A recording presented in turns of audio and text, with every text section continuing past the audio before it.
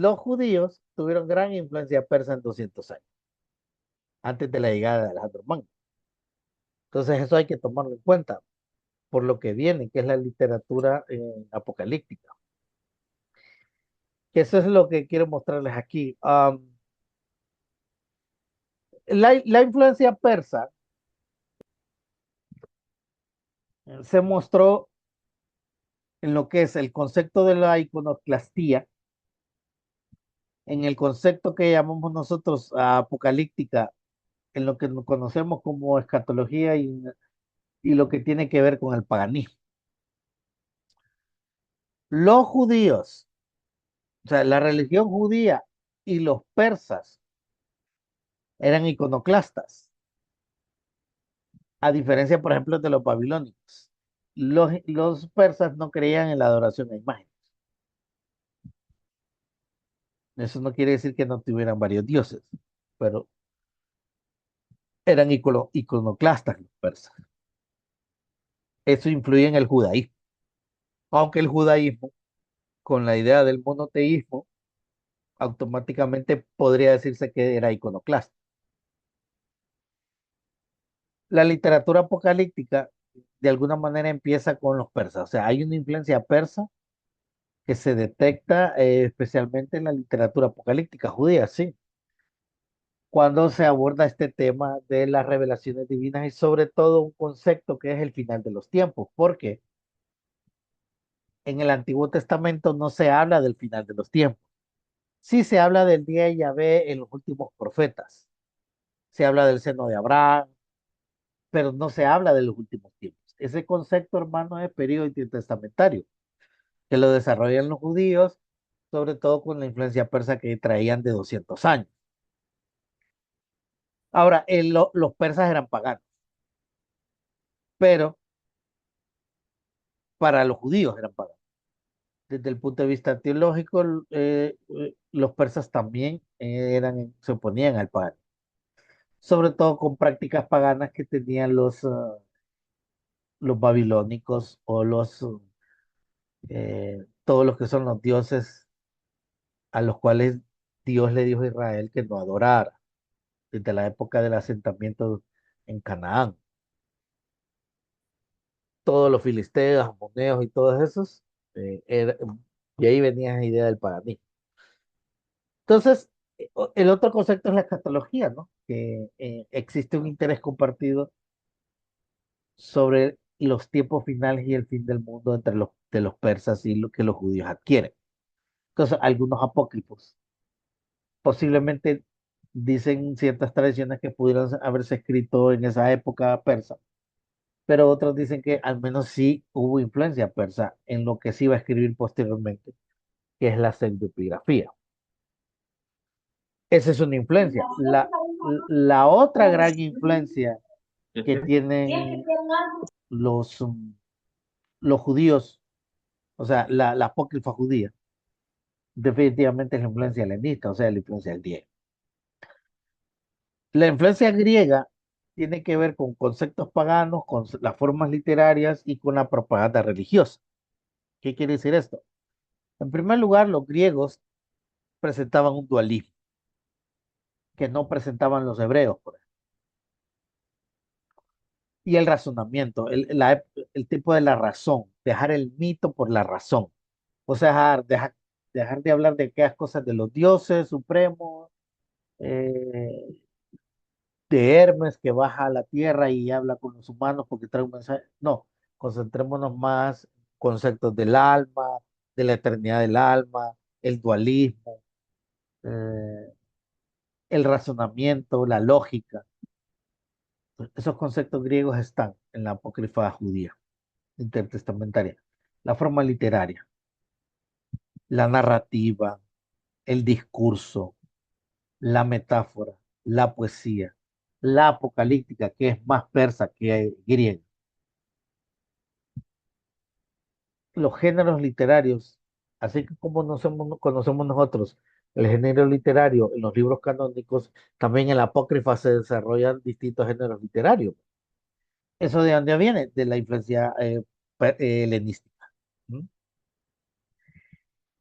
Y la propaganda religiosa. ¿A qué nos referimos con esto? Con la propaganda religiosa es que de alguna manera los escritos de teología o los escritos que tienen que ver con hablar de fe, de religión, de dioses, eso para los griegos es una especie de propaganda religiosa. O sea que los libros estos servían más para expandir la propaganda religiosa, o sea, declaraciones místicas, declaraciones de fe, etcétera, etcétera.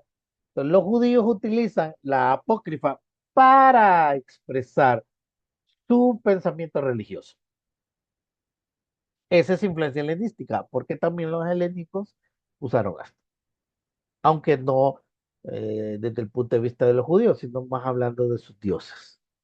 Entonces, la influencia griega en los escritos judíos, tanto en hebreo, en arameo, en Palestina, no fue tan significativa como la influencia griega de los escritos judíos en la diáspora, que es donde estaba la mayoría, hermanos, de judíos. Recuerden ustedes que muchos años antes de Jesús, los judíos ya se habían asentado en la diáspora.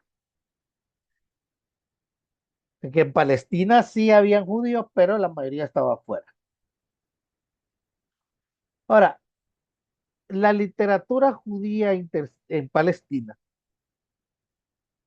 que difiere un poco de la literatura judía apócrifa fuera de Palestina o helenística, se diferencia de esta segunda en cuestiones de cultura autóctona. Los judíos de Palestina desarrollan con esta literatura un florecimiento cultural, ¿ah? Basada en ideales propios de su religión. Esta religión que no nace con Abraham, sino nace en la época del regreso judío de Babilonia, el famoso exilio, ¿verdad? De los 70 años. La literatura judía en Palestina desarrolla una especie de bilingüismo. ¿A qué significa esto? Recuerden ustedes que los judíos vienen hablando arameo, que era la lengua común babilónica, pero está el círculo que guarda todavía la lengua de Dios, que es el hebreo. Por eso se desarrollan lo que se conoce como, dentro de la literatura rabínica están los Targum. Los Targum son copias del Antiguo Testamento en arameo. Algunos inclusive sugieren que en el periodo arameo macabeo se escribe algún tipo de literatura, incluyendo los macabeos, que después se traducen al griego. Y también el tema de la resistencia cultural. Recuerden que los judíos estaban siendo de alguna manera coaccionados para adoptar la influencia helenista. Entonces surge una especie de resistencia cultural, como a través de escribir estos libros. Nos negamos a la imposición cultural, bueno, que hoy está de moda inclusive eso, la imposición cultural. Durante el surgimiento de los macabeos, y este es un dato no muy, o sea, muy interesante y importante, hermano, entender, que en la época macabea, el hebreo fue predominante en la literatura judía intertestamentaria nacida en Palestina, porque hay literatura judía intertestamentaria nacida en la diáspora. Entonces, el hebreo y también el arameo se convierte en la lengua predominante de esta literatura. Ahora, entrando al apocalipticismo, que recuerden que el apocalipticismo es nada menos ni nada más que un género literario usado en su mayoría por la apócrifa y la pseudoepígrafa judía. Al menos cuatro aspectos importantes de este género y de este tipo de literatura. Número uno, la revelación de Dios. El apocalipticismo sirve para la presentación de los misterios revelados de Dios sobre la naturaleza de él mismo, como sus atributos, tanto proyectados como inherentes, su soberanía, su poder, su gloria, su majestad. el lugar de su habitación, etcétera, etcétera. Entonces el apocalipticismo judío presenta este elemento en particular, la revelación divina. El otro es la profecía escatológica, difiere de la profecía del Antiguo Testamento. La profecía escatológica, que es un elemento crucial dentro del apocalipticismo, tiene que ver con predicciones del futuro, sobre todo de destrucciones de los últimos días, de los tiempos, lo que se llama la destrucción cósmica. El otro elemento es la esperanza mesiánica, las expectativas. O sea, ese concepto que tienen los judíos en los evangelios sobre el Mesías nace en el periodo intertestamentario con el apocalipticismo. Eso de que iba a venir un Salvador en caballo blanco, que venía con su ejército, que iba a caer las estrellas del cielo, que la luna en sangre, que el cielo en esto, que el cielo en lo otro. La esperanza mesiánica, expectativa sobre la llegada del libertador divino. No se habla que es Jesús, recuerden, se habla de un libertador divino. Y otro elemento del apocalipticismo es la salvación futura, promesas de la redención final te iba a decir, de los fieles. Si nos ponemos a pensar, esto también se parece a la apocalíptica del Nuevo Testamento. Tiene muchos elementos significativos que aparecen. La literatura judía intertestamentaria se desarrolla entonces, o dentro de ella se desarrolla una tendencia después de los macabeos, o en la época macabea. Es la tendencia del apocalipsis, la revelación de los misterios divinos. O sea, que la gente creía que esta literatura pseudoepígrafa presenta los misterios divinos revelados a la gente. Que el apocalipsis, perdón, que tanto el judaísmo como el apocalipsis cristiano también tiene esos elementos. De hecho, en el Nuevo Testamento tenemos apocalipticismo también, y en el Antiguo también se presenta. Textos apocalípticos y su influencia. Ya hablamos de los reyes del mar muerto, pero también aquí se descubrieron obras apocalípticas, ¿ah? Al estilo de perdón, como los oráculos civilinos, que son relatos apocalípticos que presentan esos elementos que ya vimos. Solo que los oráculos civilinos es una tendencia más helenista que judía, perdón, que de Palestina.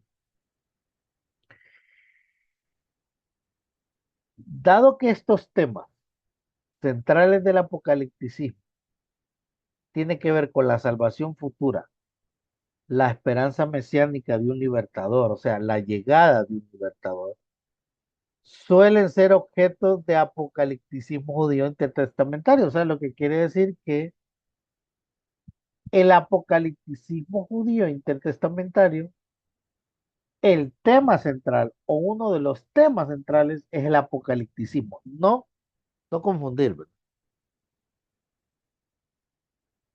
La salvación futura, la esperanza mesiánica y la llegada de un libertador es una idea que se desarrolla en el apocalipticismo judío de la época intertestamentaria. Sobre todo, una influencia griega por un lado y hebrea y aramea por otro. Literatura apocalíptica y escatología judía. Podríamos decir que estamos hablando de lo mismo, solo que apocalíptica es el género. La escatología judía es el todo, es el concepto general. Entre los años 150, yo me fui al 200 a 200, pero otras tradiciones lo presentan del 150 al 100. Ofrece revelaciones en forma escrita sobre el juicio divino y el fin de los tiempos. O sea, estamos en una época, si hacemos una memoria, si vemos hacia el pasado, hermano, está la época macabea de crisis, de opresión, está la época romana que se repite este patrón, solo que ya entra en juego el cristianismo. Entonces, en todo este tiempo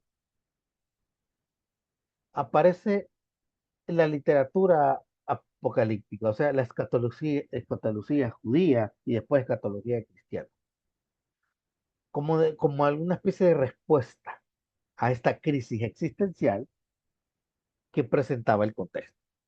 Esto es parecido a lo que ocurre en el Nuevo Testamento. La escatología es una doctrina que estudia los acontecimientos pasados, presentes y futuros dentro de la fe cristiana, pero más se enfoca en los acontecimientos futuros. La apocalíptica es la forma en cómo se presentan esos acontecimientos futuros. Entonces, la apocalíptica, que es un género literario, presenta la escatología. La escatología judía no difiere mucho de la escatología cristiana.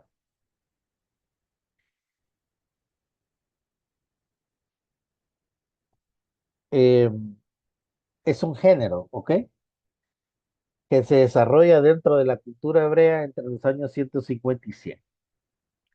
¿Qué ofrece? Ofrece revelaciones sobre el juicio divino, sobre el tema del fin de los tiempos. O sea que ustedes están familiarizados con la literatura apocalíptica cristiana o la escatología cristiana. No difiere mucho. Ahora, no estamos hablando de la literatura apocalíptica cristiana, mucho menos de la escatología cristiana, pero su influencia, obviamente, su base es en la escatología judía. Esta escatología judía empieza a desarrollarse en el exilio babilónico. Por eso les mencioné la visión de Ezequiel y los valles de los huesos secos, o los últimos capítulos de Isaías, o ciertas porciones de Jeremías, que tienen esa tendencia apocalíptica. Es una respuesta literaria, y esta es otra idea fundamental para entender la apócrifa intertestamentaria, es que este tipo de literatura es una respuesta literaria. Los judíos no podían combatir con ejército, combatían con ideas, con pensamientos, como lo hacían a través de la apocalíptica judía o la escatología judía, si la podemos llamar así también. Porque recuerden que vienen y están en un contexto de opresión y de persecución, y eso es clave para entender la escatología judía. Recuerden que vienen los macabeos de un asunto temerario, que es el tema de Antíoco Epífanes y la imposición del helenismo griego. Contextualmente, también podríamos afirmar que el origen de la escatología judía tiene que ver con el exilio babilónico y con algunos elementos de persecución, como cuando Ptolomeo IV persigue a unos judíos en Alejandría o Antíoco IV, Epífanes, trata de helenizar a los judíos. Y este relato es el famoso Macabeos Unidos, donde encontramos todo eso. ¿Cómo responde el judaísmo? O sea, el judaísmo responde con, no con armas, porque no tenía ese poder militar ni político. Responde a través de presentar una esperanza sobre la derrota del mal por el bien y la recompensa de los justos al final de los tiempos.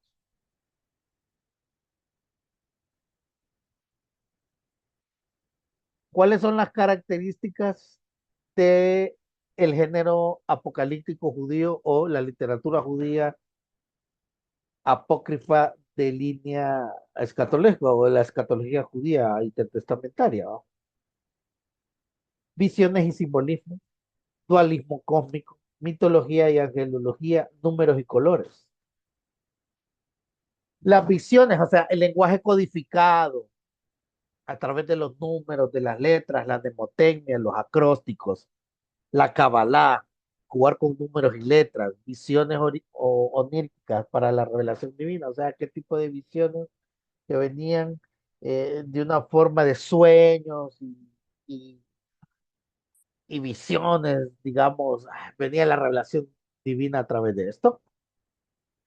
Entonces, era muy dado, era muy dado el apocalipticismo judío a este tema de visiones y simbolismo. Ver, ver algo en el cielo, por ejemplo, una mancha, una nube, las estrellas, el sol, etcétera, etcétera. La idea del dualismo cósmico, o sea, una especie de la lucha que ocurre más allá de lo que ven nuestros ojos entre el bien y el mal, o sea, entre la luz y la oscuridad. Dualismo cósmico es una influencia griega y más adelante se presenta como gnosticismo, esto del dualismo cósmico. El tema del mito, el tema de los ángeles y los demonios. Recuerden que dentro de el helenismo griego no había el concepto de ángeles y demonios. Perdón, no había el concepto que los ángeles eran buenos y los demonios malos. Eran seres espirituales, ángeles y demonios, pero no le daban una dimensión ética moral, como sí se la da el cristianismo. Lo sobrenatural definitivamente va aquí. El tema de los números y los colores, simbolismo profundo presentada en la Apocalipsis. Ahora, mm, algunos textos famosos apocalípticos. El canónico de Daniel 7 al 13, que eso es género apocalíptico, con una dimensión eh, escatológica, ¿verdad? Previa a el surgimiento de la literatura judía intertestamentaria. Algunos lo consideran el gran apocalipsis canónico judío.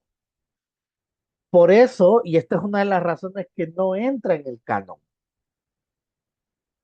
de los profetas, Daniel, porque es más historia la primera parte y apocalipticismo la segunda. Entonces, por eso no sabían dónde ubicarlo y lo colocaron en los escritos, la tercera parte de la Biblia hebrea. Un libro muy famoso y que lo hemos comentado y ustedes han visto películas modernas es el famoso Primero de Enoch, que es de línea etíope. ¿Ah? Su traducción original dicen que fue etíope o después del hebreo lo tradujeron primeramente el etíope, que es un idioma que se hablaba en el norte de África. El eslavo, el Enoch eslavo, que es una traducción al eslavo, un idioma antiquísimo, allá por donde hoy es Turquía, Armenia, Rusia. Es otro libro muy famoso que lo utilizan algunas iglesias ortodoxas. Y están otros textos como el Apocalipsis de Baruch, el cuarto de Esdras, el Apocalipsis de Abraham. Pero este nombre Apocalipsis, que viene del griego apocalipticismo, hermano, no es hebreo, es griego. Empezando por ahí, ¿verdad? Otro elemento que trae la escatología judía y es el tema del juicio final. Y aunque ya hay profetas que hablan del día de Yahvé, la apocalíptica judía o la apócrifa judía intertestamentaria de línea apocalíptica trata este tema del día de Yahvé. O sea, juzgar a la humanidad de- en el final de los tiempos. Eso lo crea la escatología. La victoria justa, o sea, insisto, la destrucción del mal por parte del bien o el triunfo de los justos. Transformaciones cósmicas. O sea que el cielo va a cambiar una vez termine esta gran guerra apocalíptica. El universo va a ser distinto, va a estar renovado. Eso es una visión o eso es un elemento de la escatología judía. Volvemos al tema de Mesías y Sión. ¿Dónde va a ser restaurado Israel? En Sión. ¿O dónde se restaurará la ideología mesiánica de Israel? En Sión. ¿Dónde va a venir el Mesías? En Sión, sea la ciudad de Dios, lo que se conoce como la Nueva Jerusalén. Ya vamos a tener ese tipo de preguntas. Resurrección y destino final. Aquí donde aparece el tema del concepto de ultratumba. El judaísmo evoluciona, aparece la idea del Sheol combinada con el tema del Tártaro, que es la idea del infierno griego. Aparece la resurrección corporal, desarrolla este tema progresivo de la creencia fundamental de que el hombre resucita, que va a haber destinos diferenciados para los justos, para los malos y para los no tan malos ni tan buenos, que es el concepto griego, por ejemplo. Aparece la idea del Gená y el paraíso. El Gená es el lago de fuego donde se quemaban los niños defectuosos y donde se quemaba la basura. Y está el tema del paraíso. El Gená sería el Tártaro y el paraíso los campos elíseos. Este concepto es griego, el lugar de castigo y el lugar de las bienaventuranzas.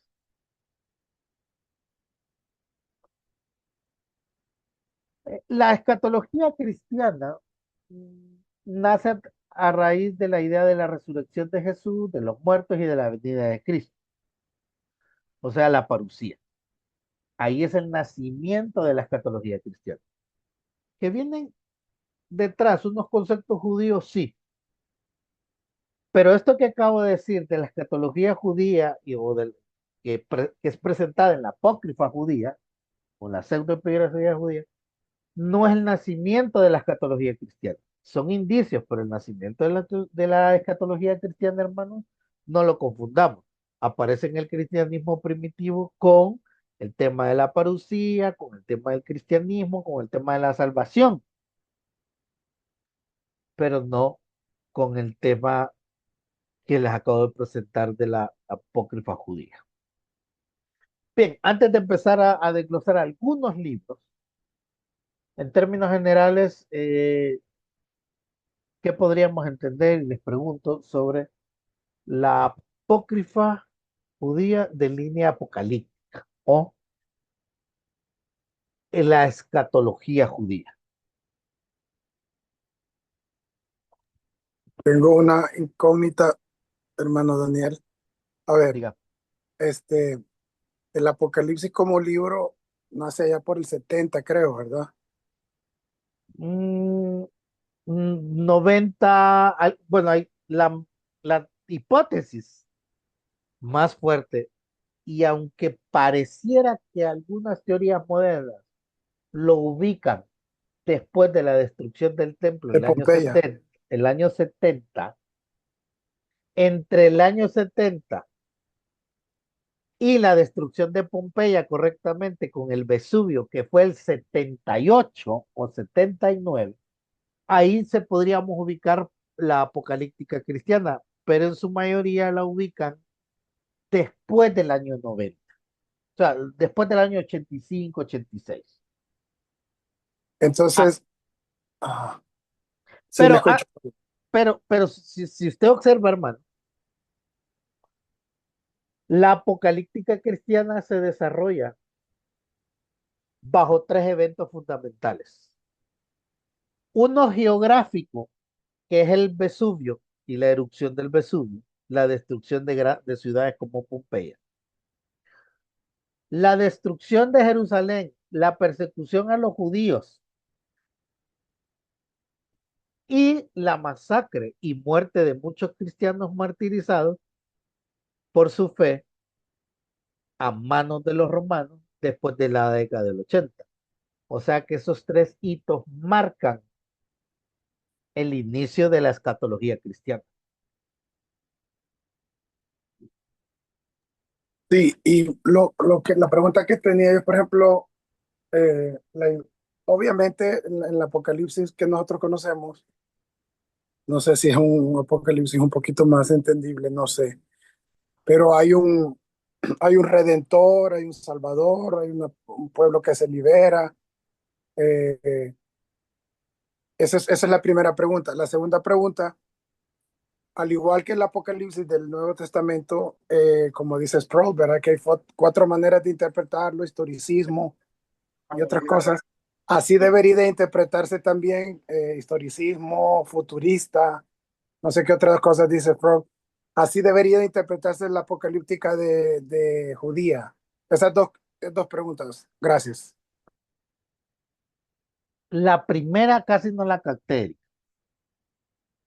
Perdón, si me la vuelvo a repetir.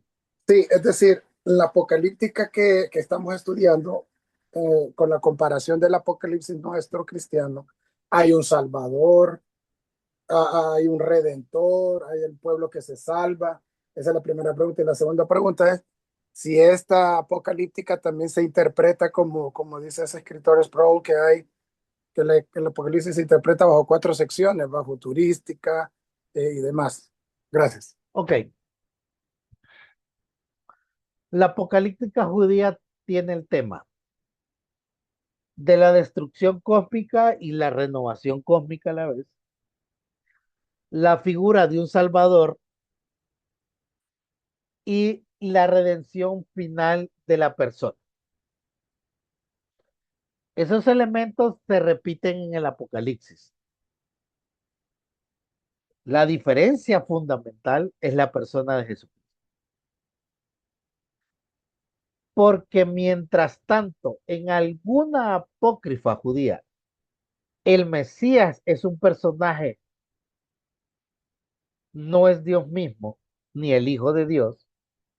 En la escatología cristiana sí, Jesús vence el mal, pero en la apócrifa no dice que Jesús vence el mal. No, no, no está eso. Entonces tal vez eso lo diferencia. La otra parte de su pregunta sí es muy parecida. La interpretación que se hace del género literario apocalíptico es válida para ambos, porque si lo estamos observando desde el punto de vista de literatura, historicista, preterista, espiritualista, y la otra no recuerdo, Futurista. futurista. Es aplicable, aunque no puedo responderle si los judíos intentan hacerlo así. Yo digo que es más futurista la interpretación judía que se hace de su propio apocalipticismo o de su propia escatología. Eso podría contestar. Excelente, gracias. Hermano Daniel, o sea, la, la apocalíptica intertestamentaria, ahí no necesariamente, no, o sea, no se está hablando de salvación del alma, como se habla en Apocalipsis ya nuestro, ¿no? Sino que ahí es, por eso es que ellos estaban esperando un Mesías que los librara de la opresión, porque ellos lo que ellos respondían a la opresión, a todo lo que ellos sentían, ¿verdad? Entonces, a diferencia de lo nuestro, que nosotros sabemos que es, va más allá, ¿verdad? Que es un Salvador, que es Jesucristo, que es el alma, o sea, que es, bueno, no solamente el alma, pero que es la salvación en sí de las personas. En la apocalíptica judía se habla del bien que vence al mal. Ok, como en Proverbios, digamos, que Proverbios dice, el justo va a ir aquí, el malo va... Correcto. El Nuevo Testamento habla de pecado. Sí, Habla de pecado. En la apocalíptica judía habla del castigo de los malos, pero los malos son aquellos que oprimen a los judíos, como los romanos, digamos, como los en romanos aquel tiempo, o los griegos. o los griegos. No se habla que los malos son el que peca contra Dios. El que peca. Entonces, tal vez varía eso ahí. Esa sería la variación. Y es una variación grande porque ¿cómo le digo? O sea, nosotros vemos que va más allá de liberar que está bien, ¿verdad? Porque a nadie le gusta estar oprimido en su tierra ni tener todas estas cosas injustas, pero igual nosotros vemos que va más allá, ¿verdad? ¿Qué es Jesucristo, pues? Ok, así es, sí. Pues difiere eso, difiere eso. Sí. Gracias. ¿Alguien más tiene un comentario, pregunta? Una observación. Entonces podemos ver, perdón, ahí. Buenas noches a todos. Eh, entonces lo que podemos concluir bastante es que tanto los judíos como también los cristianos con los padres de la iglesia sí, se vieron bastante influenciados por lo que es la literatura griega, así como los judíos se han visto influenciados por eh, ¿verdad? Eso Así lo es. podemos ver en los escritos, ¿verdad? De los padres de la iglesia también, ¿verdad? Y aún hoy en día, licenciados, es posible que nosotros también seamos influenciados por ese tipo de, no, o mejor dicho, estamos siendo influenciados siempre por ese pensamiento, lo que es el pensamiento griego. Sí, definitivamente lo vemos. Los griegos influenciaron a la literatura judía intertestamentaria, sobre todo la que se produce fuera de Palestina. Los griegos de alguna manera influyen en el cristianismo primitivo y más adelante en los padres de la iglesia, definitivamente. Ahora, ese pensamiento occidental transformado hoy en pensamiento occidental, definitivamente marca nuestra propia cultura. De hecho, en nuestras escuelas, ¿qué se sigue enseñando? Filosofía griega. Díganme si en el colegio, en la universidad, se ha quitado los cursos de filosofía de alguna manera. No, siguen presentes. En ¿No? historia, Y aún seguimos viendo a los mismos pensadores griegos, a Platón, Aristóteles, Sócrates. Es, seguimos mencionándolos, seguimos estudiándolos. Y no solo eso, sino todo lo que es la filosofía moderna. Porque nosotros estudiamos psicología, vemos filósofos. Estudiamos sociología, vemos filósofos. Estudiamos teología, vemos filósofos. Se estudia medicina, se estudia la medicina griega. Se estudia la matemática, los filósofos griegos. Entonces, estudiamos el racionalismo y los filósofos alemanes y franceses, ingleses. El posmodernismo y estudiamos filosofía moderna. Entonces, definitivamente, sí es una gran influencia la que tiene Occidente y iniciando por esta filosofía griega. Bien, ah, no sé si alguien tiene otra participación. Vamos a ver algunos textos interesantes de la apócrifa o de la literatura. yo tengo una pregunta, Ali, Ah, bastante curiosa, y se me acaba de ocurrir. ¿Usted en alguna vez, de las muchas veces que ha ido a algún sermón de alguna iglesia, ha captado, ¿verdad? O ha visto y ha dicho, no, esto es pura filosofía griega o algo así, en algún sermón?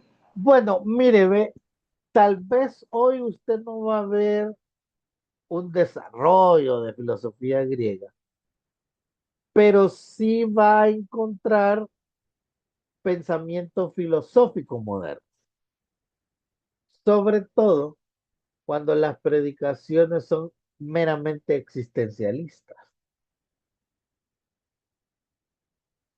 que apelan al existencialismo filosófico y no meramente tratan de predicar al Cristo crucificado y resucitado, a la necesidad de salvación a la necesidad de la búsqueda de la espiritualidad o de la santidad, sino más bien a curar el alma, que es bueno. Pero yo creo que es como que nos estuvieran así, haciendo así, sobando el pechito, predicando existencialismo. Eso es filosofía, Ezequiel. Eso es filosofía. Eh, Tendría que ir a una iglesia cristiana gnóstica para ver las predicaciones filosóficas desde el punto de vista griego de la antigüedad. Pero habría muy pocas. Creo que es muy difícil encontrar hoy que la gente predica filosofía, ¿no? Filosofía griega, no. Lo que predican es más que todo existencialismo, psicología en muchos casos, ah, que es filosofía, en el fondo es filosofía. Creo que hay una tendencia, y no quiero decir que es malo, pero hay una tendencia más a sanar las heridas del corazón que hablarle a la gente de pecado y de salvación. Claro, es justo y necesario porque hay mucha gente herida emocionalmente, pero a veces creo que hay que sopesar, ¿verdad? Que tanto solo estamos enseñando curarle el alma a la gente que enseñarle que el alma necesita ser salvada. Bueno, no sé qué piensan ustedes, no sé si quieren que dialogamos de eso, pero, pero es interesante el tema. Ahora, volviendo a esto de los judíos y la apocalíptica y la apócrifo. Entonces, en resumidas cuentas, hermanos, hay dos tendencias. La literatura judía intertestamentaria de línea hebrea y aramea, vamos a llamarlo así, y la literatura apócrifa judía intertestamentaria de línea helenista. El apocalipticismo y la escatología se nutre de las dos visiones, pero más de la visión helenista.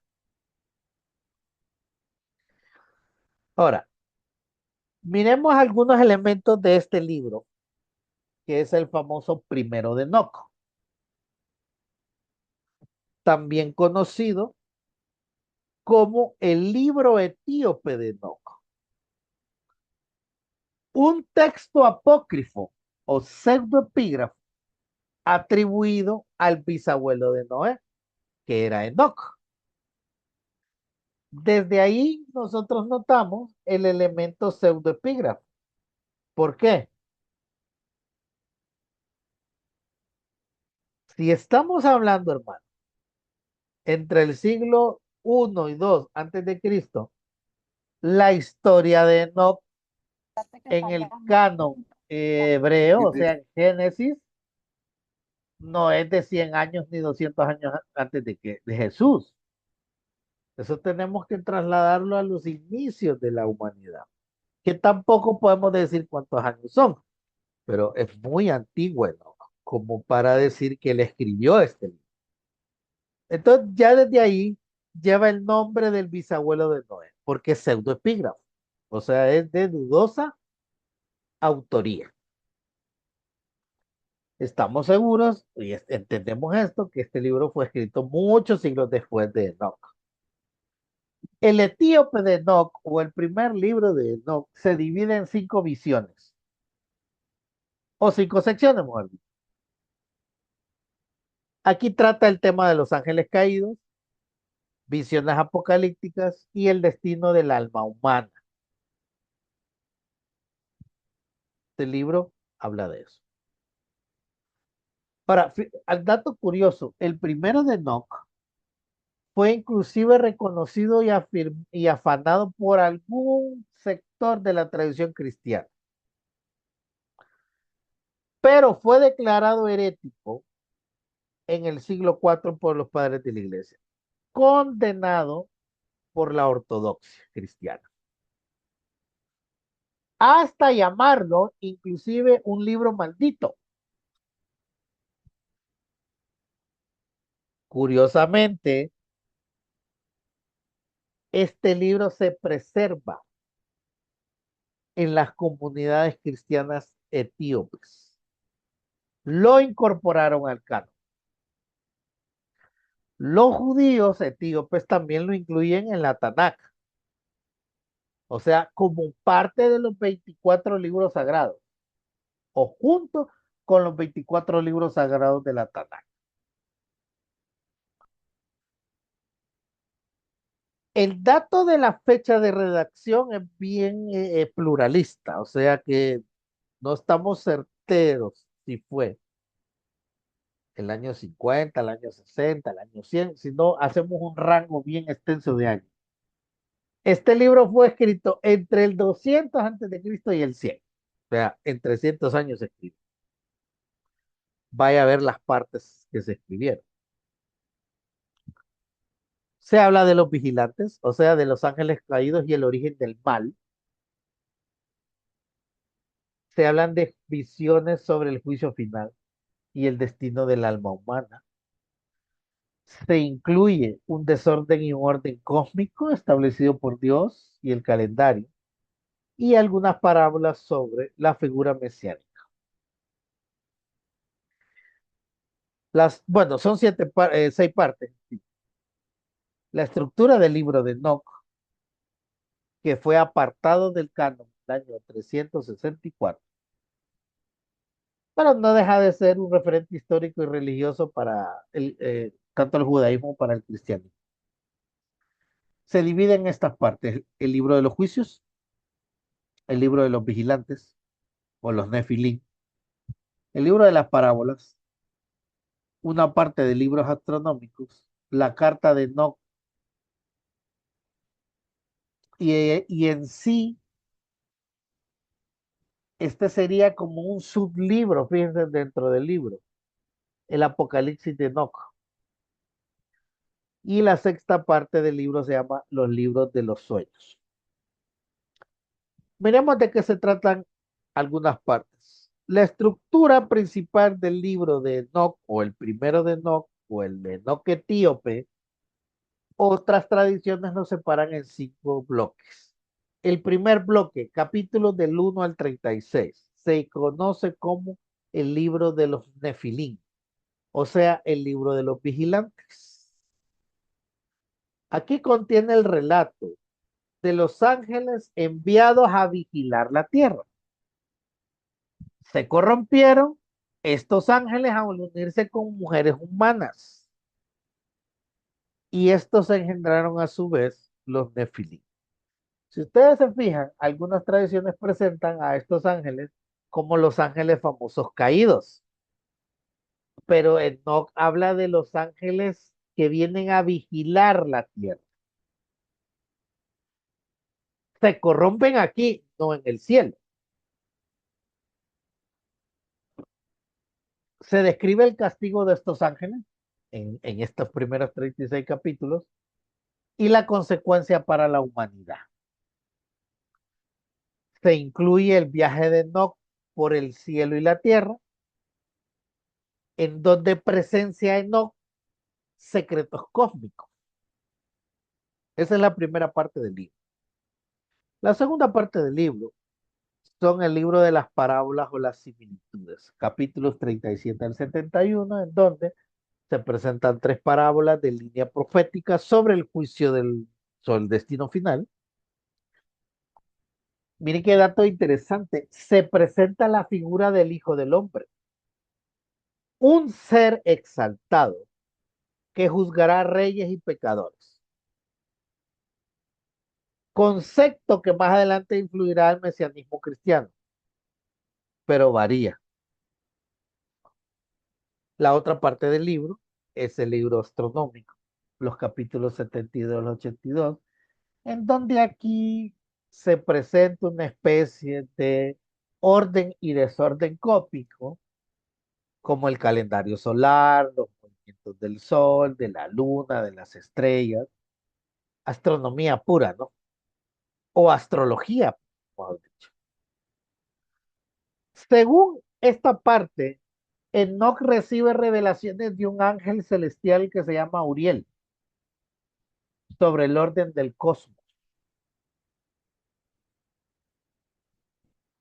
La última parte de Enoc es el libro de los sueños, que contiene visiones ordinarias sobre la historia de Israel, en forma de alegorías. Animales que representan naciones y representan a los patriarcas. También en esta sección se presenta cómo terminará todo, el juicio final y la restauración. El epílogo de Enoc se llama la epístola de Enoc, donde hay una serie de exhortaciones éticas y morales, profecías de bendición para todos aquellos que leen estos libros o este libro. Y se habla de la condena de los impíos. Incluye un apéndice que se conoce como el Apocalipsis de Semayatz, un personaje ficticio que habla sobre el destino de los vigilantes, o sea, de los vigilantes que aparecen en los primeros capítulos. Ahora, miren algunos pasajes de Enoc. Enoc 1 del 3 al 9.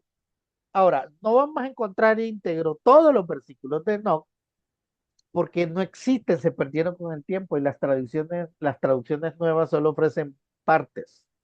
Por eso a veces leerlo es bien complejo porque hay cosas que faltan. Miren estos, miren, aquí hay 3, 4, 5, 6, 7, 8, 9. Hay 7 versículos en ese párrafo en negritas, pero se ha perdido el resto. Entonces dice esta porción. Y él vendrá con miradas de sus santos para ejecutar juicios sobre todos y para destruir a todos los impíos y para reprobar a toda carne por todas las obras de su iniquidad que impíamente han cometido y por todas las cosas duras que los pecadores impíos han hablado contra él. ¿Por qué es importante este párrafo?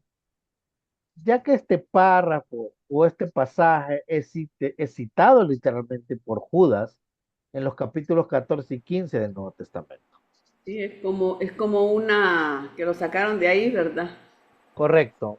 Es una fuente que utiliza Judas, primero de Enoc. Ajá, entiendo, sí. Habla sobre un juicio cósmico. Esto es sobre un juicio cósmico. Y presenta a Dios, aunque no lo menciona aquí, como juez, con huestes celestiales. Y entonces reaparece este tema de Enoc en la apocalíptica cristiana. Otro texto, primero de Enoc 10 del 11 al 14. El pasaje del destino de los ángeles caídos y sus hijos. Y el Señor dijo a Miguel, P, di a Semayás, este personaje, y a todos sus compañeros que se han unido con mujeres y se han contaminado con ellas en su impureza. A sus hijos los destruirán. Y cuando todos sus hijos se maten unos a otros, encarcelados bajo la tierra por 70 generaciones, hasta el día del juicio y del consumo final. ¿Por qué es importante? Bueno, relaciona la corrupción cósmica con seres sobrenaturales. Introduce la idea de un tiempo determinado hasta el juicio final, ¿bien? Porque aquí dice, serán encarcelados bajo la tierra por 70 generaciones. ¿Se acuerdan de 70 veces 7? ¿Se acuerdan de 70 semanas? ¿Se acuerdan de 70 años en el exilio, que es un número, no, un número simbólico? Entonces, de alguna manera establece una conexión entre la moral o el mal moral y el catolicismo, perdón, el cataclismo escatológico. Pero también podríamos decir que primero de Enoc, el autor, tuvo que leer Génesis por el tema de los hijos de los hombres con las hijas de los hijos de Dios y las hijas de los hombres. Primera de Enoc, versículo 46 capítulo 46 del 1 al 4. La revelación del Hijo del Hombre. Miren lo que dice este apócrifo. Allí vi a uno que tenía una cabeza de 10 días y su cabeza era blanca como la lana. Y junto a él había otro, cuyo rostro era como de un hombre, y su cabeza lleno de gracia como uno de los santos ángeles. Este es el Hijo del Hombre, que posee la justicia, con quien habita la justicia. ¿Por qué es importante? Desarrolla la figura del Hijo del Hombre que luego influiría en el Evangelio de Mateo y en Daniel. Este personaje es un agente mesiánico y un juez final. Combina realeza y preexistencia. Primera de Enoc 62 del 1 al 3. La victoria del Hijo del Hombre y la resurrección. Y el Señor mandó a los reyes, a los poderosos y a todos los que habitan sobre la tierra diciendo, abrid vuestros ojos y levantad vuestra frente. Si sois capaces de reconocer al elegido, este es el Hijo del Hombre, que traerá la salvación al mundo. Porque es relevante, introduce la humillación de los poderosos y la exaltación de los justos. Conecta la figura del elegido con la salvación escatológica, posiblemente que presenta el cristiano.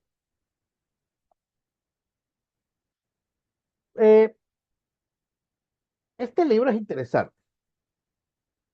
No le voy a decir que lo lean, pero si tienen oportunidad de hacerlo, lo pueden hacer. Hay otro libro que se conoce como el segundo de Enoc. En otras tradiciones es llamado el eslavo de Enoc, o sea, el libro eslavo de Enoc.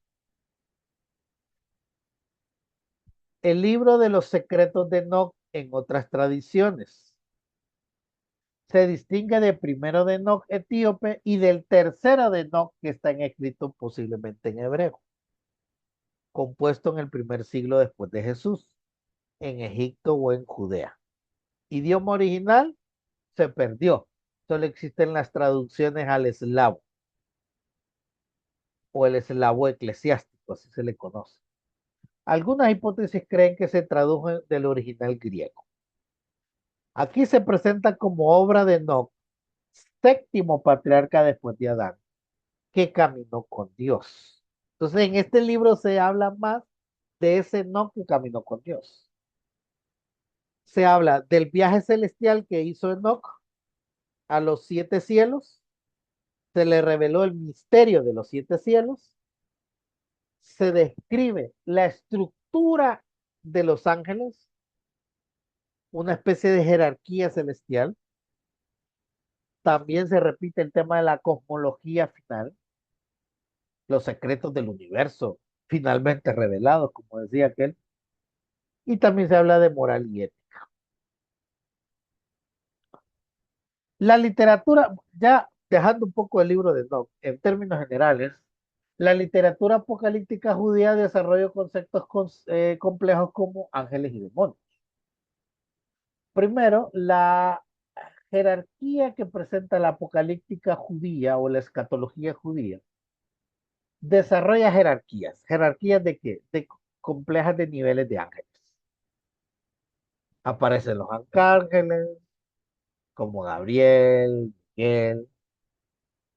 Aparece el origen demoníaco de los demonios, ¿verdad? Con los vigilantes, que son los famosos ángeles caídos en otras tradiciones, que son el origen del mal. Aparece Satán y Belial, adversario cósmico de Dios y líder de las fuerzas oscuras, porque parte de la apocalíptica judía es presentar este dualismo cósmico entre el bien y el mal. El bien representado por Dios y el mal representado por Satán. Por Satán. Hablemos un poco de esto. ¿Preguntas, comentarios?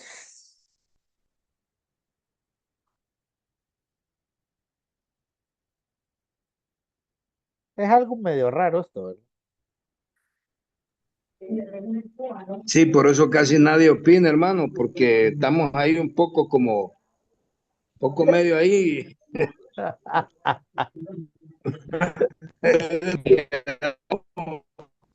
Licenciado Daniel.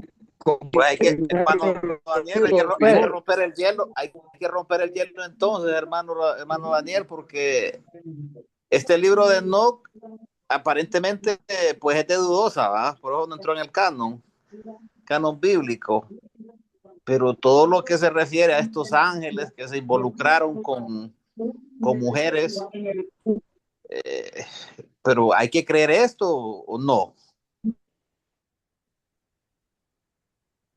A ver, vamos a empezar por el principio.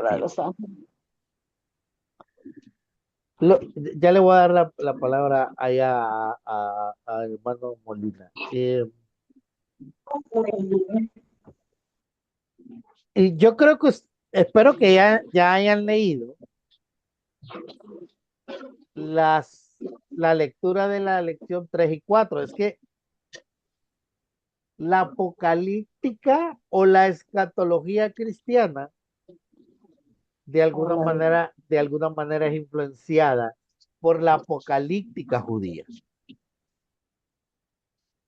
De hecho, así es, o sea, no se puede negar la influencia de la escatología judía a la escatología cristiana. Influencia. Ojo. Número dos, para la ortodoxia cristiana, usted no puede creer esto. ¿Ok? Para la ortodoxia cristiana, usted no puede creer esto. Una cosa es estudiarlos, leerlos, analizarlos, entenderlos, pero su fe no puede basarse en la apocalíptica judía, por mucho que se parezca a la apocalíptica cristiana. Pero insisto, ¿qué fue primero? No sé quién fue que me hizo la pregunta, solo aparece ahí como iPhone. Pensé que era Ezequiel, pero no fue Ezequiel. Eh, no sé a quién referirme por la pregunta que me hace, pero esta literatura fue rechazada por la ortodoxia cristiana en el siglo IV. Y desde ahí solo aparecen tradiciones como el cristianismo ortodoxo etíope o armenio, que tienen a Enoch,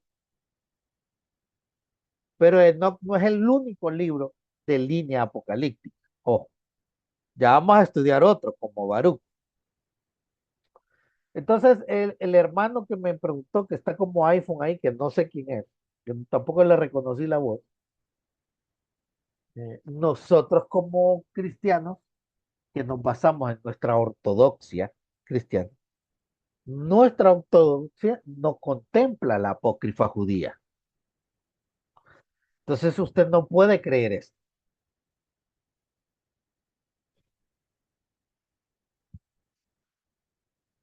Bien, eso es lo primero. Lo que pasa es que hablaron como tres personas a la vez y me perdí ahí en las preguntas.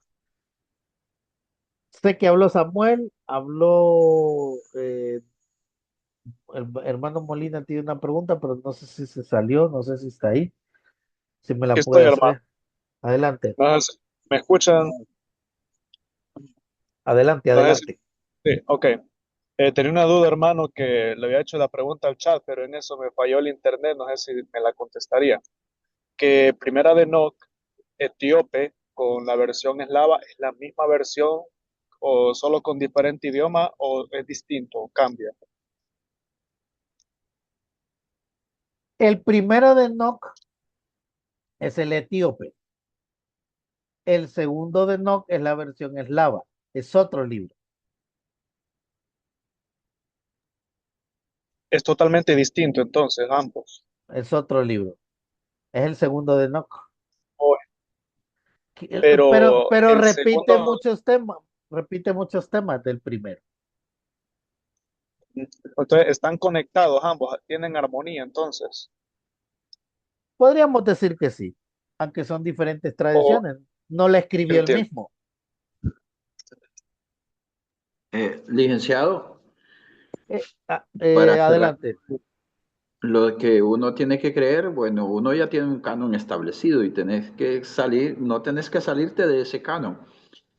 Ahora, No, porque el ya no estudiar sería estos libros, usted perdón, si usted se sale del canon, usted ya no es un cristiano ortodoxo.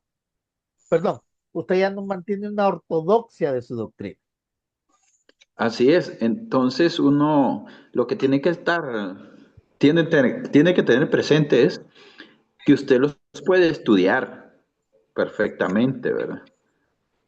Pero no puede tomar de esos libros y hacerlos de su creencia.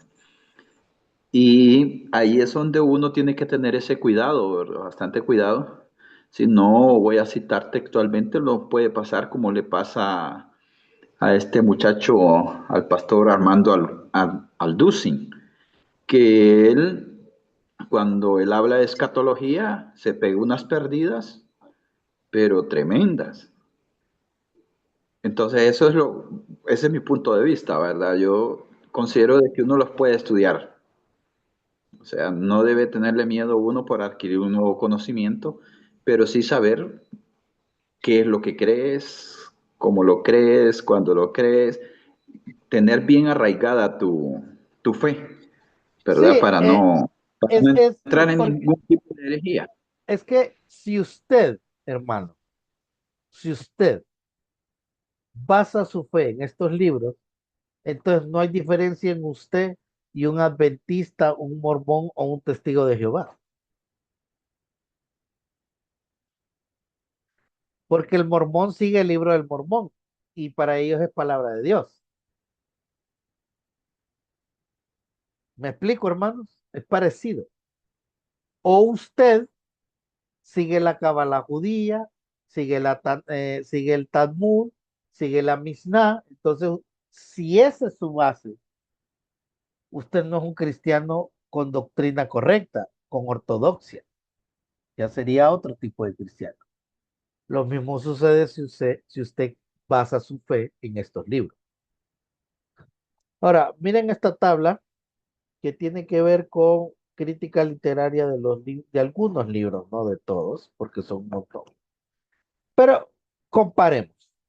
Aparecen 7 textos aquí. Daniel, Apocalipsis de Juan, primero de Enoc, Apocalipsis de Abraham, segundo de Enoc, cuarto de Esdras, sería el segundo en la Vulgata, y Apocalipsis de Baruch. El género literario de estos 7 libros es apocalipticismo. 2 de ellos pertenecen al canon católico y evangélico. Daniel, atribuido al profeta Daniel, para la mayoría de tradiciones, sobre todo para el judaísmo, escrito en la época macabea, la parte escatológica, no la parte histórica, porque la parte histórica, algunas tradiciones dicen que ya se había escrito. Tiene temas apocalípticos principales. ¿Cuáles son?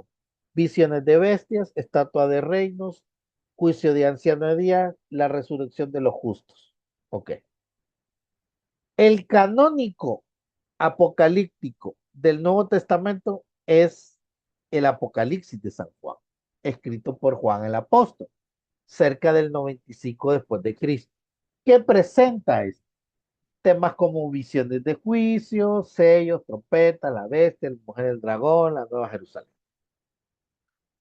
Ahora, los otros que coloco en la tabla son apócrifos, y textos pseudoepígrafos apocalípticos. Primero de Enoc, que es el llamado Enoc etíope, aunque no lo escribió Enoc, pero es atribuido a Enoc el séptimo después de Adán. Escrito en el periodo intertestamentario. ¿Qué dice Enoc? ¿O qué temas trata? Ángeles caídos, juicio final, la figura del Hijo del Hombre, el calendario astronómico y el destino de los justos e impíos. Parecido al Apocalipsis de Daniel, o sea, la parte apocalíptica de Daniel.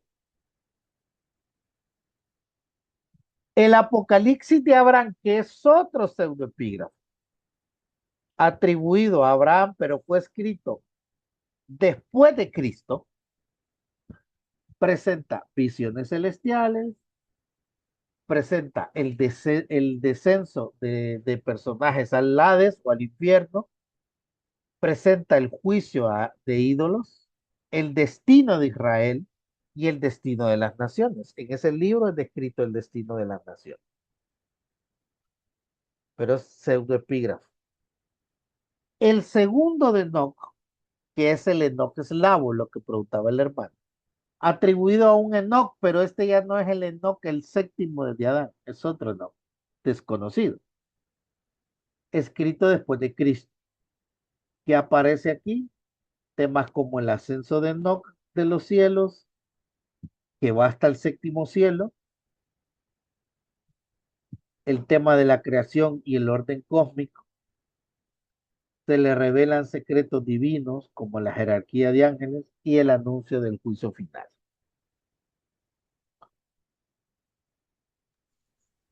Ahora vamos con el pseudoepígrafo, el cuarto de Esdras, que este sí aparece en la Vulgata, pero después de Trento ya no aparece en las Biblias católicas. Se le conoce como el segundo de Esdras, atribuido a Esdras, escrito posiblemente en la época en que los romanos destruyen Jerusalén. Temas que presenta de línea apocalíptica el libro son: ¿por qué prosperan los impíos?, el fin del mundo, la aparición del Mesías, el tema de la resurrección, la recompensa y castigo eterno. Y otro libro famoso de línea apocalíptica es el Apocalipsis de Baruch. Baruch es el famoso escriba de Jeremías. El Apocalipsis de Baruch, que creo que sería el tercero de Baruch, aparece a finales del siglo I después de Cristo. Recuerden que los judíos son expulsados de Jerusalén en el 70 y hasta finales de la década del 80 ellos encuentran refugio en Japnia. Este libro habla sobre la destrucción de Jerusalén, la prueba de los justos, señales del fin del mundo, la venida del Mesías y la restauración definitiva.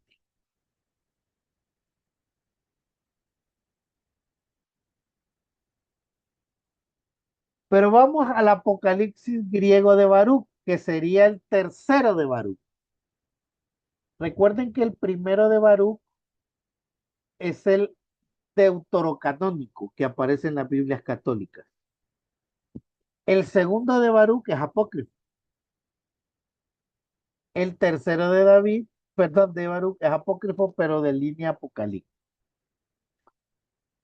Aquí él presenta una visión revelada mediante un ángel, posiblemente escrito en griego, un o dos siglos después de Jesús. Se le atribuye a Baruch. Baruch es un personaje que aparece en Jeremías 36:4, que era el famoso secretario o amanuense de Jeremías. Canonicidad. Este libro apócrifo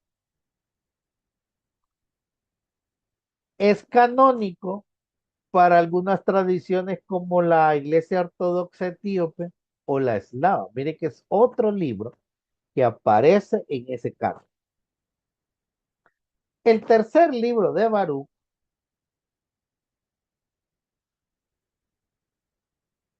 él ora por la destrucción de Jerusalén. Recuerden que la destrucción es en el año 70 por los romanos. Y el relato dice que es llevado por un ángel y hace un viaje celestial. En ese viaje celestial sube hasta el quinto cielo, donde él presencia la prisión de los ángeles caídos. Miren, pero no están en el infierno, sino en el quinto cielo. El castigo de los pecadores, el secreto del sol, de la luna, de las estrellas. El ángel expresa o explica en el libro que los pecados de Israel provocaron la ruina de la ciudad. Fíjense. Recuerden que él está escribiendo en un contexto.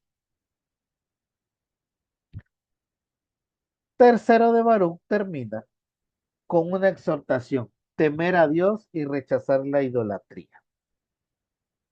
Aquí hay un fragmento. Recuerden, la mayoría de estos libros están fragmentados, están completos las traducciones en español, inglés y en los idiomas modernos. Se han perdido, no se han conservado, como los canónicos, por ejemplo. Miren este relato de Baruch, capítulo 1, segunda parte. Y me tomó y me llevó a donde el firmamento estaba firme, el ángel, recuerden, y donde había un río que nadie puede usar, ni ninguna brisa extraña de todas las que Dios creó. Y me tomó y me llevó al primer cielo, y me mostró una puerta de gran tamaño y me dijo, entremos. De ahí se corta el relato. Por él, y entramos como llevados con alas, un camino de unos 30 días, y me mostró dentro de él una llanura. Habitaban en ella hombres con rostro de bueyes, cuernos de ciervos, patas de machos cabríos y ancas de cordero. Y yo, Baruch, pregunté al ángel, te ruego que me hagas saber cuál es la densidad del cielo por donde viajamos, o cuál es su extensión, o cuál es su llanura, para que también pueda decírselo a los hijos de los hombres. Y el ángel cuyo nombre es Famael me dijo, esta puerta que ves es la puerta del cielo. Y tomó y como grande como es la distancia de la tierra al cielo. Tan grande también es su espesor y además tan grande como la distancia de norte a sur tan grande. Es la longitud de la llanura que viene y rara vez me dijo el ángel de los poderes, ven y te mostraré misterios mayores. Ahora, haciendo una comparación del tercero de Baruch, la epístola a Jeremías, que es otro apócrifo, ojo, es otro apócrifo, vemos una variación, porque la epístola de Jeremías también se le conoce como el segundo de Baruch. Insisto, hay tres libros de Baruch. El primero, que es el deuterocanónico, la epístola a Jeremías, que es el apócrifo, y el tercero de Baruch, que es el pseudoepígrafo de línea apocalíptica, o el apócrifo de línea apocalíptica.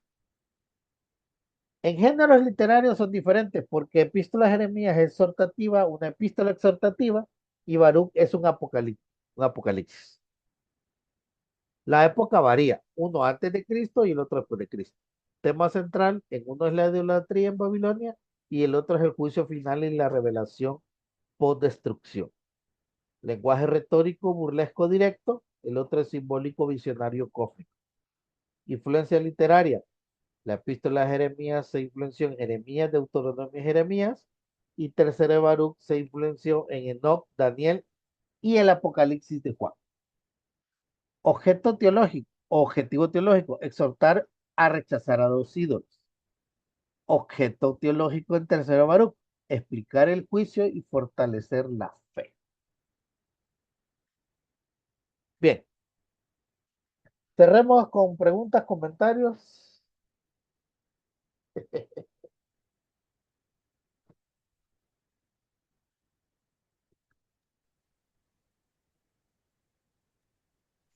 A ver, Oli, buenas dígame. noches.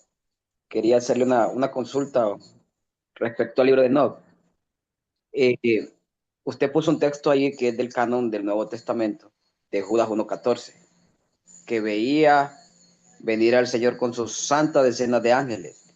Entonces mi pregunta es, ¿esa profecía está haciendo referencia al libro el cual está usted diciendo que miro que está bien, tiene bastante similitud o no?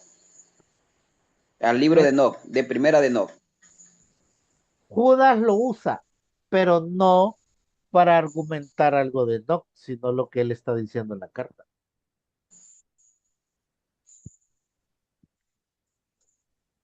¿Me explico, Erlen? O sea, es como Ah, que usted hace un trabajo de investigación bibliográfica y usted usa fuentes para argumentar su tesis. Y una de esas fuentes es un libro que se llama El Apócrifo de Enoc o el primero de Enoc. Es Que lo que fuente, nos da a entender, es, licenciado, es que en ese tiempo esta literatura era bien leída, era estudiada era y común muchas veces usarla. la usaron, como usted dijo ahorita, ellos para argumentar en sí. Pero no quiere decir que por esa argumentación sean considerados canónicos. Así es. Entonces, fue una fuente que usó Judas. Al igual que Pedro utilizó Judas.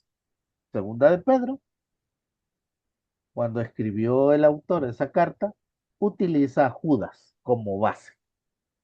Y Se Judas puede, utiliza como, no como base total, pero ese texto de Enoch. Es licenciado, se que, puede decir que hoy en día los pastores, o uno cuando está en una prédica muchas veces puede usar, citar a otra persona.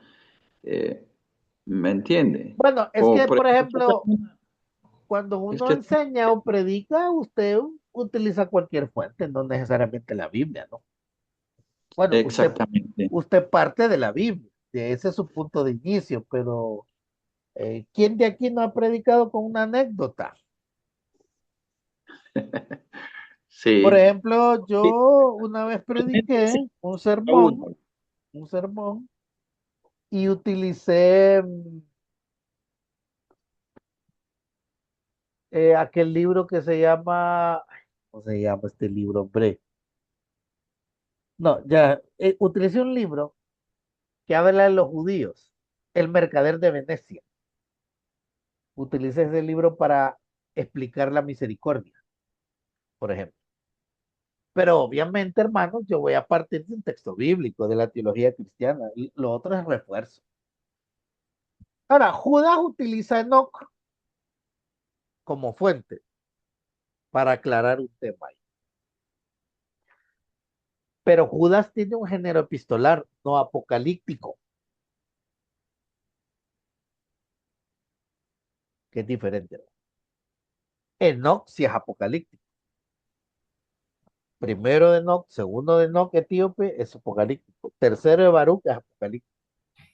Por eso Judas lo utiliza, porque él sabe que en el contexto que él tiene en ese momento, ese libro, ¿verdad? O ese texto ha sido bien leído o ha sido estudiado. Por eso él lo usa ese fragmento de... Sí, o sea, es que era bien común.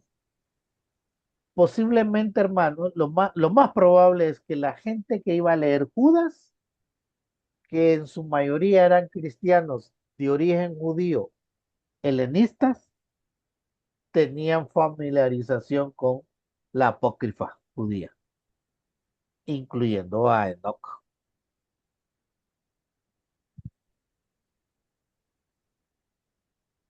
Bien, ¿qué dicen los demás, hermanos? Estamos finalizando la sesión de hoy. Ya solo nos queda una. Em, a ver, no sé si hay alguna otra pregunta por ahí, comentario. Master, yo ahí con Adelante. el libro de Enoch lo he tenido a medias, no lo he terminado. Es que Ajá. es así como medio extraño.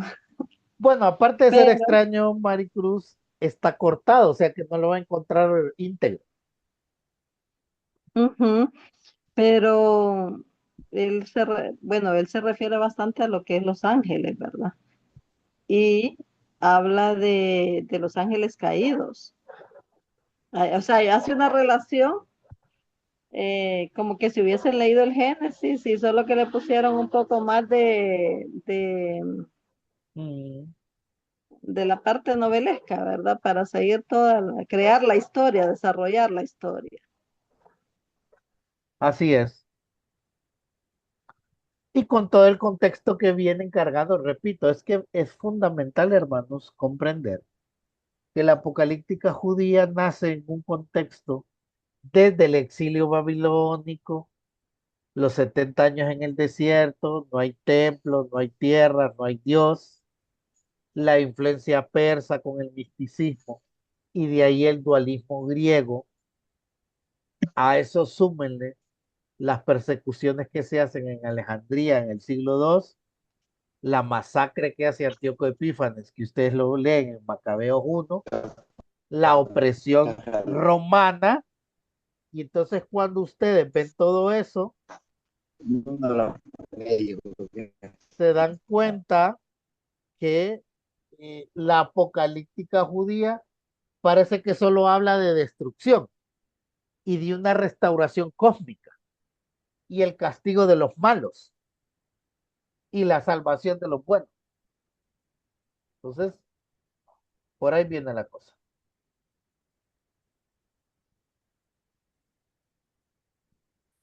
Por eso, sí, ustedes lo van a sentir raro leer estos libros. Súper raro. Sí. Bien, no sé si hay más preguntas, hermanos. Lo dejamos aquí.